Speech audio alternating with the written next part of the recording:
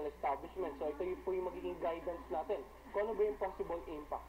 At maging gabay natin sa pag-prepare nga dito sa bagyong Zero B.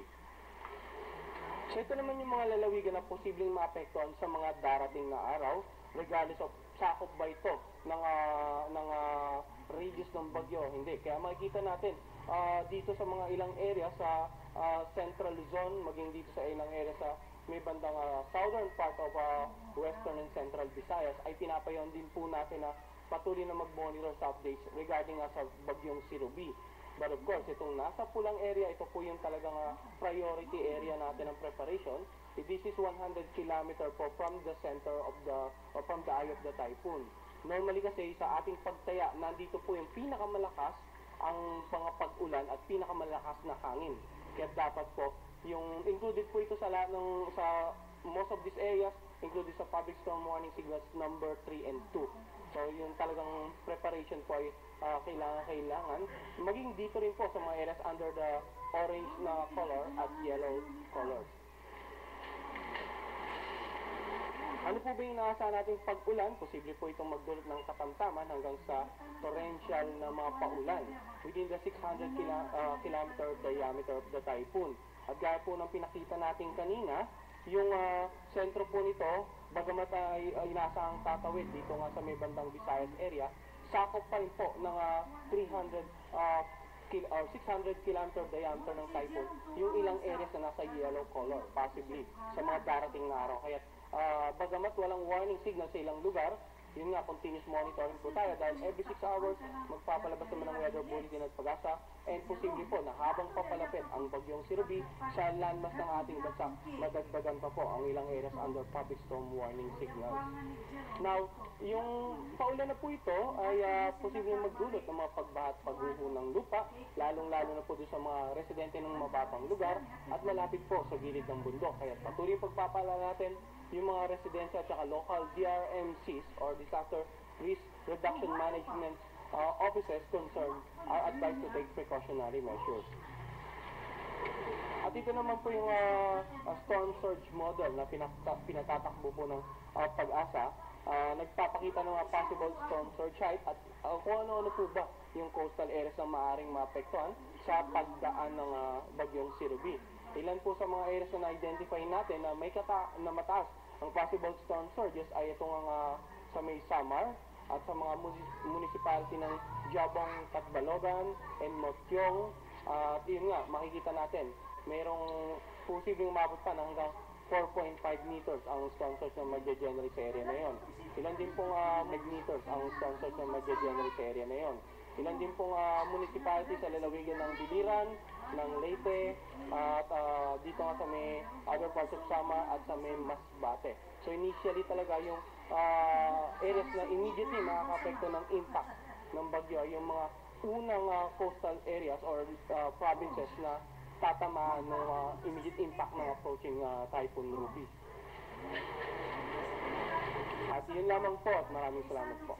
Okay, thank you very much, Chris. Engineer Max Peralta, please.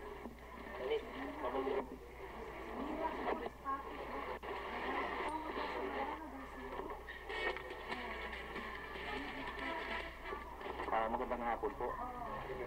Sa ngayon po, tayo po ay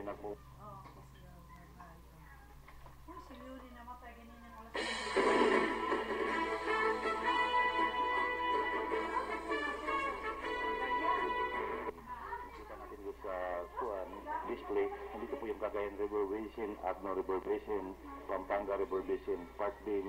Binomonitor din po natin yung Pasig Marikina at dito po sa may baba natin na hindi na po nakasama dito ay yung Bicol River Basin. Sa kasalukuyan po ngayon, medyo mababa pa po yung mga kailugan natin dahil wala naman po mga pag-ulan or mahina lang po mga pag-ulan ang ating naranasan ngayon dito. Pero dito po sa isang dam natin binabantayan, lalo na dito sa may San Roque, medyo may kataasan po ang elevation ng tubig ngayon. At maaari po kung halimbawa, merong malakas na pag-ulan na maranasan doon sa lugar. Maaari pong mapuno siya at maaari po siya mag-spill ng tubig.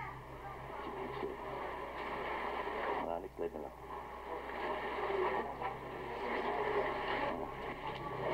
So, dito po nakikita po natin ang mga current elevation ng ating mga dams. Mula nung alas 3 ng hapon, noong December 6, ngayong araw na ito, makikita po natin ang elevation ng Angat na 207.72. Now, bago po siya mag-release ng tubig, kailangan po paabotin ito ng 212. So, there is a deviation of around 4 meters and 4.28 meters. So, medyo substantial pa po ang tubig na kailangan. Ang atin na po tinitingnan ngayon o minomonitor ay ito pong dam ng San Roque. Kung atin po titingnan dito, meron po siyang 279.23 at sa 280 meter elevation, kailangan pong magbawas na siya ng tubig. So, ang deviation po or ang differential lang po niya mula doon sa current elevation at saka dito sa tinatawag nating spilling level is 0.77 meters. So, 2 feet lang po ang kailangan na taas. Now, ang atin po tinataya, now, sorry, doon na may isa pa. Yung pag-ulan, yeah. Na pag-ulan ng kailangan na sa San Roque para mapuno po yung elevation niya ay 15 mm lang po. Now, atin pong inasahan na kung dumating po ang bagyo sa may parte ng Mindoro, ang influence po ng bagyo ay halos aabot doon sa may Pangasinan. So, sakali kung umabot po doon sa may Pangasinan, maaari po nating makuha itong pag-ulan na ito. So, during that time, siguro maaari po nating mag-closely coordinated tayo doon sa dam operators, lalo na sa National Power Corporation, kung mag-release ba sila ng tubig. So, by that time, atin po i-coordinate sa inyo kung ano po ang ating dapat gawin. Salamat po. Okay, thank you very much, Engineer Maximo Peralta, the OIC Hydromet Division ng Pag-asa for that update. Ayun, siguro hindi ko na isa-isahin po yung mga media friends natin nandito ngayon, but would rather entertain questions right away. Okay, Ms. Jasmine Romero, ABS-CBN. Tanong lang po, anong oras po ang expected landfall? Henry, Ngayong gabi? Sige, movement po rito inaasahan natin. Henry, Yes, Jing, no? Nabawasan pa yung taglay na lakas ng bagyong Ruby habang papalapit sa kalupaan ng Eastern Samar. Sa pinakauling update o dito sa update na ipinalabas ng Pag-asa 5 p.m. mula sa dating 185 km per hour ay bumaba na ito sa 175 km per hour malapit sa gitna at pagbugso na umabot sa 210 kilometro kada oras na lakas ng hangin. Kumikilos pa rin itong bagyo ng Pakanluran sa bilis na 16 na kilometro kada oras. At doon sa mga lalawigan na nasa ilalim ng typhoon signal ay nadagdagan din. Sa Luzon ay binanggit ay itong Catanduanes, yung Albay, kasama na yung Burias Island, Sorsogon, Masbate, at yung Ticao Island ay kasama dun sa signal number 3. Sa Visayas naman, ang Northern Samar, ang Eastern Samar, Samar at ang Biliran ay nasa signal number 3. Yung mga nabanggit na mga lalawigan ay posibleng ding makaranas ng storm surge na abot ng hanggang sa 4.5 meters.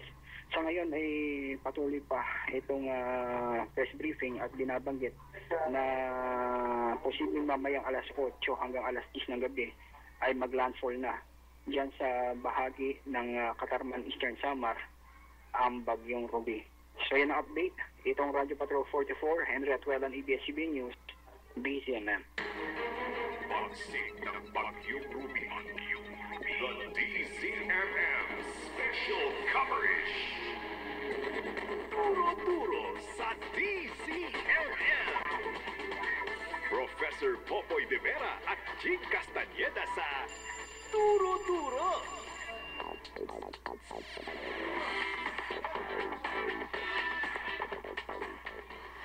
nagbabalik po ang turo-turo pero tulad po ng nabanggit natin kanina, tayo po ay tuloy-tuloy pa rin sa special coverage. Of course, dahil po sa pagpasok nga no, nitong bagyong Ruby sa ating bansa. Ito ay kasalukuyang inaasahan po magla-landfall ngayong gabi, alas 8 po ng gabi sa Dolores, Eastern Samar. Jing Castañeda pa rin po at syempre po kasama natin ang aking partner, si Professor Popoy de Vera. Hi, Prof. Magandang umaga, magandang hapon, partner Jing, at magandang hapon sa lahat ng nakikinig at nanonood habang hinihintay natin ang pagdating ng bagyo sa iba't ibang bahagi ng Pilipinas. Ayan. So kanina po ay atin nga pong minomonitor mula pa nung madaling araw kung nasaan na nga po itong si Bagyong Ruby at bumagal nga po yung bagyo at Prof, tulad ng alam natin, no, syempre pag mas mabagal, medyo mas malaking pinsalang idudulot dahil matagal siyang maglalagi sa ating bansa. Oo, merong good news and bad news. Siyempre, ang bagyo, mas madaming bad talaga. Pero ang medyo good news ay humina ng konti yung lakas. Pero ang bad news, bumagal naman. Oo, kaya nga. mas matagal niyang dadaanan ng iba't ibang lugar sa kanyang path. At yung ating mga kababayan dyan sa mga lugar na yan ay siyempre kailangang mag-ingat na maigi at makinig sa mga reports para sila ay makapaghanda sa kanilang dapat gawin. Huwag matigas ang ulo, mga kapamilya. At ngayon pong araw na ito, ang ating dapat episode, ito nga pong Alternative Learning System na isa po sa mga pangunahing programa ng atin pong kagawaran ng edukasyon para maabot yun pong mga out-of-school youth at yung mga ibang medyo hindi na ho na ipagpatuloy yung kanilang pag-aaral. Pero dahil nga po sa di inaasahang ating special coverage dito po sa Bagyong Ruby, i-reschedule natin, Prof, itong paksang ito, bagamat maganda na rin timing na DepEd ang ating mga bisita dahil alam naman natin, pag may bagyo, kasunod na dyan ang mga eskwelahan bilang evacuation center. At nung nangyari nga yung bagyong Yolanda, Prof, maraming paaralan yung nasira. Oo, siguro yan ang maganda rin pag-usapan natin ngayong hapon, no? Nakabangon na ba doon sa pinagdaanan sa Yolanda? Ano ba ang mga natutunang leksyon doon sa bagyo na pwedeng gamitin ngayong susunod na naghahanda na naman tayo? Ayan. So, ipapakilala na po natin ang ating mga panauhin na buti na lang po at wala pang ulan dito sa Metro Manila, pero tulad nga po ng sinabi ng Pag-asa, bukas po inaasahang magsisimula ng maramdaman ng Metro Manila ito nga po si Bagyong Ruby at sa Lunes yan ang medyo intense rain na ang mararamdaman natin. So, Prof, ang ating unang bisita ngayong hapon ay si ASEC Tony Umali, Assistant Secretary for Legal and Legislative Affairs, spokesperson ng DepEd, at siyempre pareho ko yung graduate ng Kisay. Aba, talaga? Pero tatanong ko sinong mas matanda? Sino nauna? Ako mas matanda. Mas matanda. Uy, honestly, Prof, bilib ako without blinking an eye. So, magandang hapon, ASEC Tony. Magandang hapon po sa inyo, Professor Popoy at Miss Jing at sa lahat ng ating mga taga-subaybay. Magandang hapon po. Oo, long time no see, ha? Yes, Miss Jing. Parang natutuwa kayong hindi namin kayo masyadong na-interview. Ibig sabihin, walang kontrobersiya sa DepEd. Ano, ASEC Umali? Tama po yun at medyo nagko-concentrate po tayo ngayon. At lalong-lalo na nabanggit po ninyo itong kinakaharap po nating dilubyo ng Ruby. Meron po tayong napakahusay na sistema. Pangunguna po ng aming ASEC Ray Laguda, nasisiguro po namin na yung bahaging dapat gampanan ng ating mga kaguruan, nabanggit po ninyo yung paggamit po halimbawa ng aming mga silid-aralan bilang evacuation centers ay nagagampanan po namin. Ayan, so mamaya Pro, papa-elaborate natin papadetalye natin kay ASEC Umali ito nga pong sitwasyon ng ating mga paaralan, lalong-lalo na pag ginagamit bilang evacuation center. Oo, pati tatanungin natin si ASEC Tony mamaya kasi ang isang learning doon sa Yolanda ay yung tinatawag na climate resilient structures, no? Yun. So, may ano na ba ang latest diyan sa DepEd, no? Meron na bang disenyo? Ano ba ang binabago ngayon sa ating mga eskwelahan para mas handa pagdating sa mga problema tulad ng bagyo? Tama. Ito nga yung sinasabi nilang build better, build stronger. At Prof, ito suki ko to sa TV Patrol na build stronger. At Prof, ito suki ko to sa TV Patrol. Napakasipag po ang DepEd Regional Director, of course, si Ma'am Luz Almeda. Hi, ma'am. Hi, magandang hapon po, Jing at saka Professor Pupoy. Oh, nakangiti rin si ma'am kasi long time no see rin kami. Di ba, ma'am? Bakit pag gano'n lang ba? Pag may kontrobersiya lang Oo ba? nga, oo nga. Huwag kayong mag-alala dahil sa turo-turo, kaya may kontrobersiya o wala, bida ang DepEd. Oo. Diba, no? Sa programa natin, Prof, ha? Para naman yung mga good news din, Prof, no? Yung magagandang programa ng Oo, DepEd, oo. iparating natin. Kasama itong ALS, isa sa pinakamagandang Oo. programa ito ng DepEd. Inibitahan din po namin, isa po sa mga ipinagmamalaking graduates ng Alternative Learning System o ALS, yung kanyang pinagdaanan para magsilbing inspirasyon po, no, pati doon sa mga hindi pa nagiging estudyante ng ALS. Si Salome Ami Perez. Hello po, magandang hapon po, Miss Jing, Prof. Popoy, Sir Umali, and Ma'am Almeda po. Binasa ko, Prof, yung Salome kasi Ami Perez. Baka akala nila ba nag-ibang anyo si Ami Perez? Ayan, so papakwento ka namin, Ami, mamaya. Opo, yes, ma'am. O balikan natin, Prof, yung sinabi ni Asek Umali. Pero, ito nag-text si Attorney Ronnie Heron. Galing sa Malacanang nagtatrabaho to, Prof. Sabi niya, new president ng NUSESO, si Asek Tony. Ano po yung NUSESO, Asek Tony? Nung ano po, organisasyon po ng mga Career Executive Service Officers po ng ating bansa. Mga third level officials po. Si Miss Luz Almeda po ay seso rin po yan. Ano ibig sabihin ng NUSESO? National Union of Career Executive Service Officers. National Union of Career Executive Service Officers. Kaibigan po natin si Boss Ron Heron na sa Malacanang, Deputy Executive Secretary. Parati ko po siya nakakausap. Ilang miyembro ho ang NUSESO? Nasa 8,000 po yan, humigit kumulang. Pero yung aktibong miyembro, inaalam pa po. Aba, marami-rami rin pala yun, Prof, ano? Ito yung nagpo-provide ng institutional continuity sa bureaucracy. Yung SESO. Kasi yung mga political appointees come and go, but the career officials are there to continue government. So very important yung kanilang role sa pamahalaan. Kaya ngayong iba, mas gusto ko na career, ang na-appoint na head ng mga kagawaran, imbis na mga presidential appointees na malakas lang naman. Kasi Sumipsip. yung mga career, alam na nila. At saka ang mahalaga siguro maintindihan dyan, kasi may network sila dahil magkakakilala na sila over time. Hindi kagaya yung bagong political appointee, pinag-aaralan mo hindi lang yung trabaho mo, pinag-aaralan mo din kung sino yung mga dapat mong kausapin sa mga iba't ibang ahensya. Siyempre, hindi mo kilala yan. Pero yung career officials, dahil nagkikita sila, nagsasama sa mga technical working group, sa mga meetings, isang pindot lang na cellphone yan. Alam na nila kung sino ang tatawagan. Kahit tulog. Kahit tulog. Ayan. So may bago pala kayong papel Asek Tony Opo. Mag-a-assume pa naman po tayo bagamat na nahalal nga po tayo nitong mga nakaraang 2 linggo. Officially po sa Enero 1. Galing, congratulations. So, ang sipag nyo, parang kulang pa yung trabaho nyo, yung sa DepEd. Naghanap pa kayo ng ibang magagawa. Wala nang nasagot. Asek Tony, balikan natin yung tanong namin kanina po ni Prof. Popoy. Maraming ang nagsasabi na tuwing may kalamidad, kay bagyo, kay sunog, kay volcanic eruption, naantala na sa gabal sa eskwelahan kasi both natural and man-made. Ginagawang evacuation center yung mga eskwelahan. Ano bang nahanap nating solusyon doon?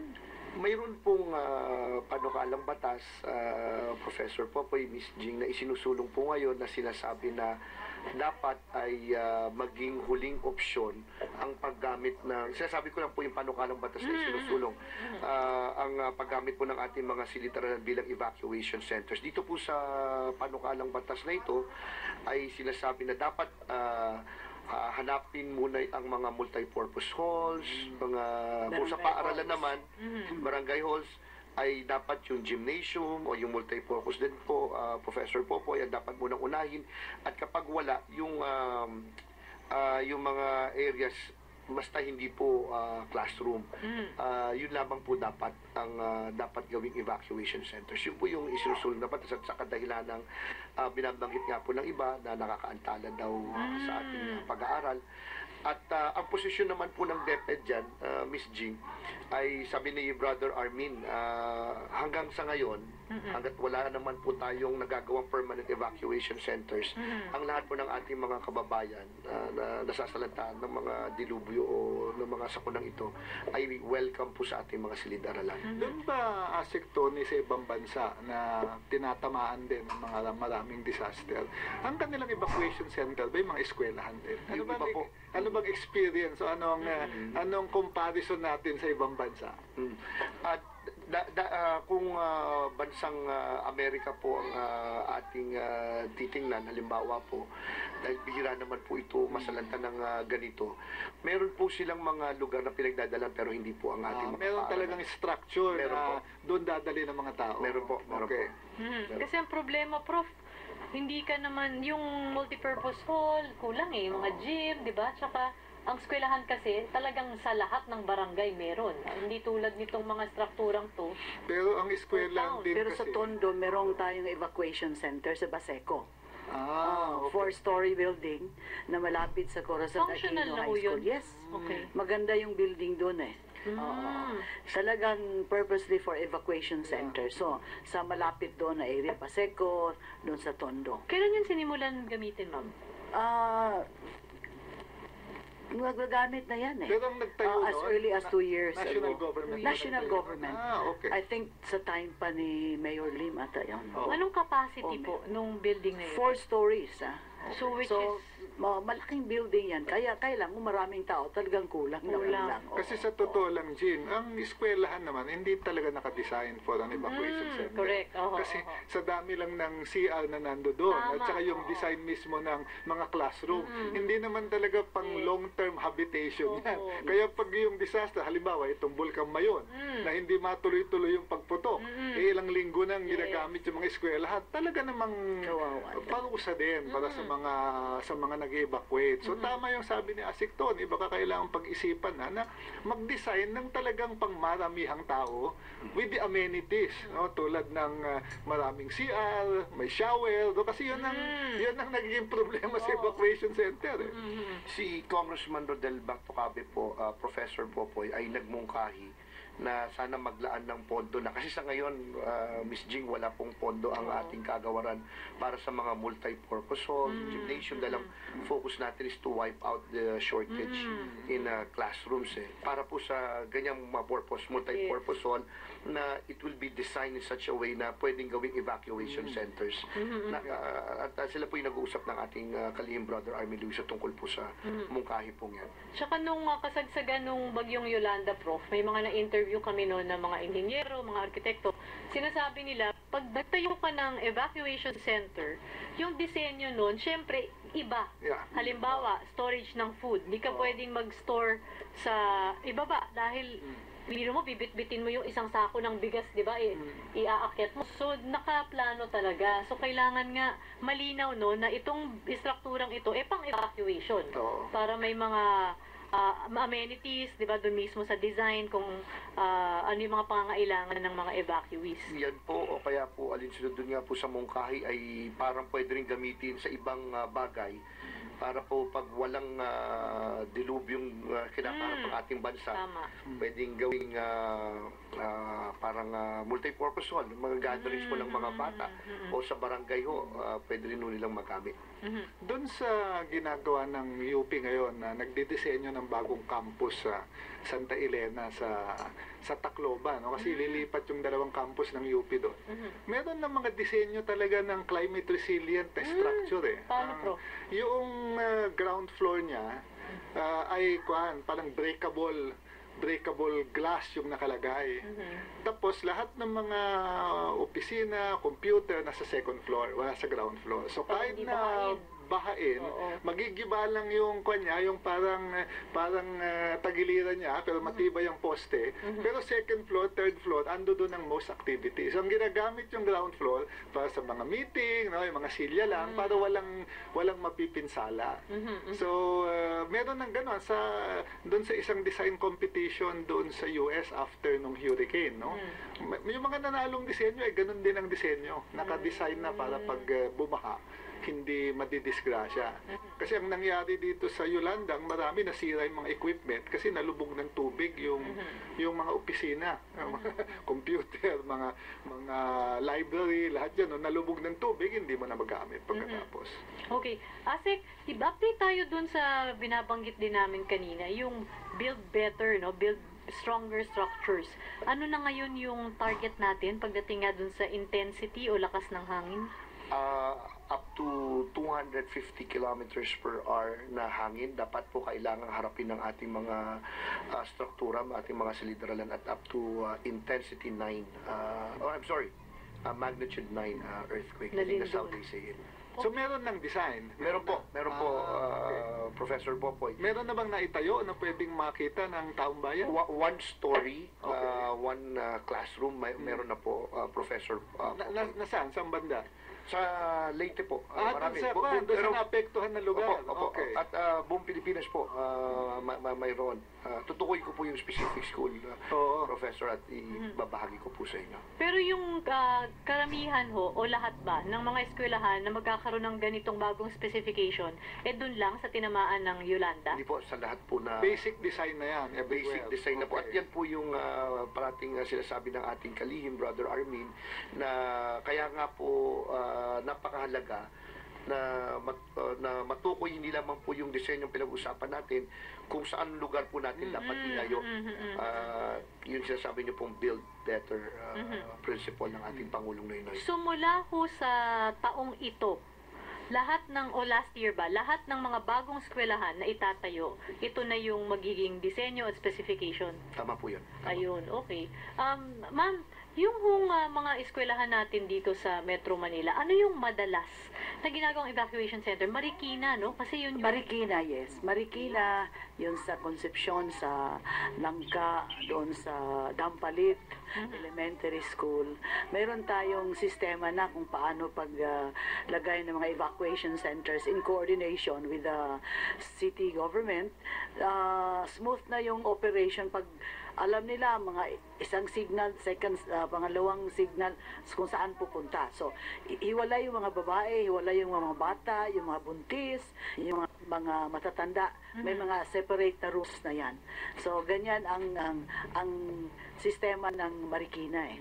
Sa Tondo, pag may sunog, di ba ho? Yeah, pero maski Bagyo, meron tayo, sabi ko kanina, kaya lang yung Baseco. Malaking building yan sa Baseco. Napuntahan na natin yan doon. Kasi medyo mas challenging talaga pag urban area kasi hindi ka na makatayo ng bagong structure kasi wala nang space. Siguro yung sinasabi ni Asik Tony ng mga bagong design, pwedeng-pwede yan sa probinsya kasi may adequate space pa magpatayo.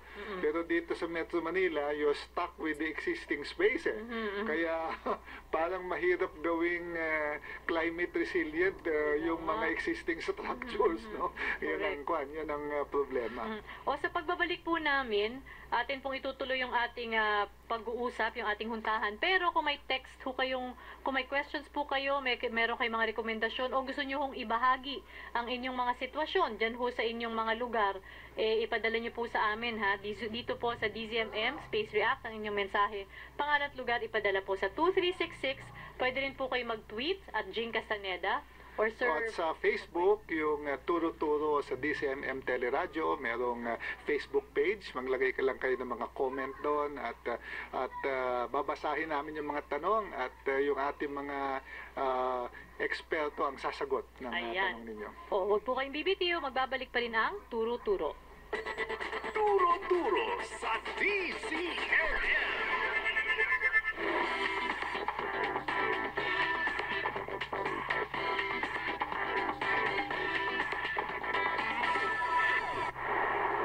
Kailangan nila pampakilig. Nor Sinigang Mix, made with Ria Sampaloc. Asim Kilig. Lasang kilig! Nor Sinigang Mix.